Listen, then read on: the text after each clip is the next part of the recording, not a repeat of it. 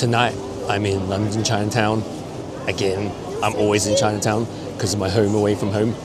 And I'm heading to the supermarket, the Chinese supermarket, of course. Long Feng.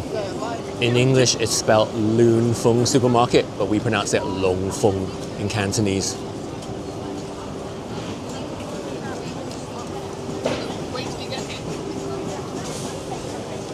And I have to come here regularly to buy the things I need to cook Chinese food. Because you can't really get ingredients to cook proper Chinese food in a Western supermarket. I mean, they have a little bit. You can buy like this stuff, the bok choy. But in the Western supermarkets, you get a fraction of this for the same price. And until you've bought it from a Chinese supermarket, you have never seen spring onion before.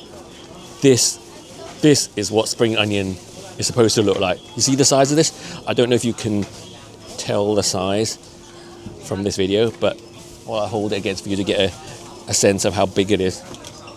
I'll hold it up to my face so you can see what I mean. This is what you call spring onion. But what am I here for again? Oh yeah, 肥猪肉, fatty pork. Because you can't cook a decent pork dish using the pork they sell in the Western supermarkets because it's too lean. It's got to be fatty. Fatty pork, 肥猪肉. Fat pig meat, 肥猪肉. But in order to get there, I've got to somehow avoid this aisle, the aisle of Satan, where they sell all the instant noodles, the 公仔麵, that stuff that comes from the devil, that is so alluring, so tempting, but best avoided. Well, I do give in to the temptation once in a while. The Chinese butcher counter is so exciting for me because you can't get any of this stuff in Sainsbury's or Waitrose. Like the pork belly. Well, you can get pork belly, but there's pork belly and there's pork belly. And this is something I discovered after years of struggle trying to make decent Cantonese dishes with minced white people pork, and they never tasted right. They came out so dry, and the pork had no succulence to it. It was just like cat food, like hard little pellets. The pork needs to be fatty and succulent, juicy, and that's why you got to buy 肥豬肉. Another thing I always come in for is lap chang, Chinese sausage, because you cannot have a Chinese household without Chinese sausage. Lap chang. Here we go. You just stick it on top of the rice in your rice cooker, and it just steams along with the rice. And have it with a fried egg and some Maggi sauce. Oh, the ultimate comfort food.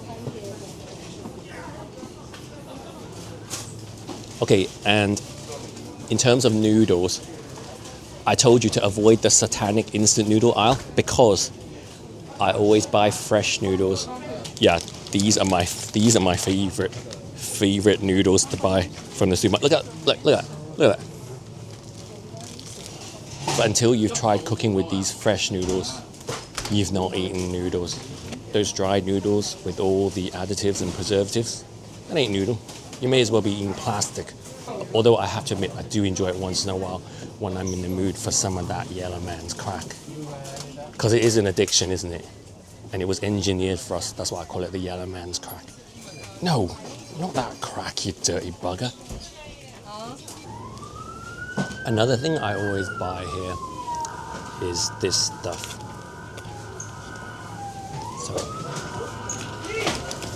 These salty pickled vegetables really make a soup noodle dish. They add so much flavor. You just need boiling water and minced pork, fatty minced pork, and these pickled vegetables, and you've got a delicious broth. And one very useful piece of advice for life that I can share with you now. This is the secret to being healthy and avoiding chronic disease and aging beautifully and gracefully is to avoid foods with ingredients as much as you can. What do I mean by that?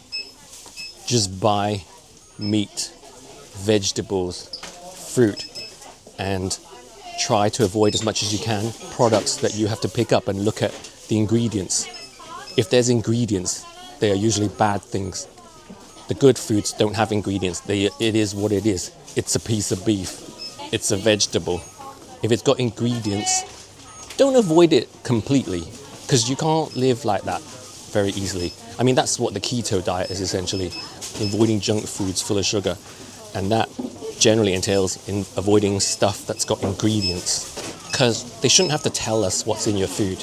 You should know from picking it up what it is. And if you have to look at a list to see what's in it, then you know it's got lots of bad stuff in it. But as I said, it's pretty much impossible to avoid some of these foods, but it's about getting the balance right. You should eat mostly real foods and just a little bit of junk food. So I've done my shop now. Tonight I just have to go in for one or two things. But I do find that in general, the Chinese supermarket is way better value than the Western supermarkets. Depending what you're buying. But for a lot of things, if you compare like for like, you get a way better deal in the Chinese supermarket. Chinatown is so busy tonight. Look at this. Check out the crowd. I mean, that's quite normal for a Saturday night.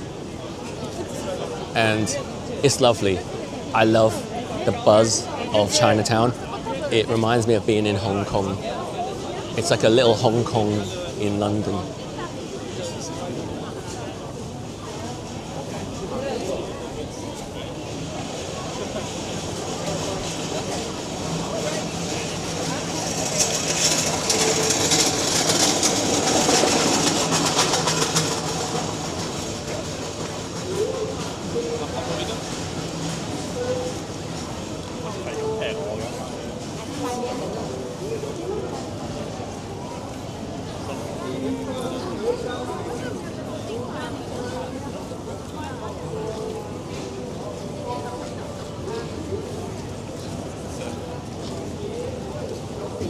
So do you like to shop at the Chinese supermarket or the Asian supermarket? Because I noticed that they've opened a really big one in Ealing, and where else have I seen them?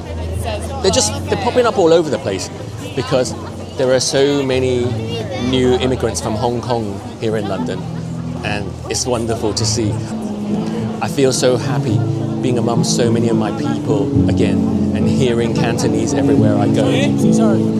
So if you're someone who has newly immigrated to the UK, welcome to Britain. I hope you're enjoying your time here so far and settling in nicely. And if I can help you in any way with any advice, just leave me a comment. Leave me a comment anyway, let me know what you thought of this video and give it a like, and please subscribe to my channel too.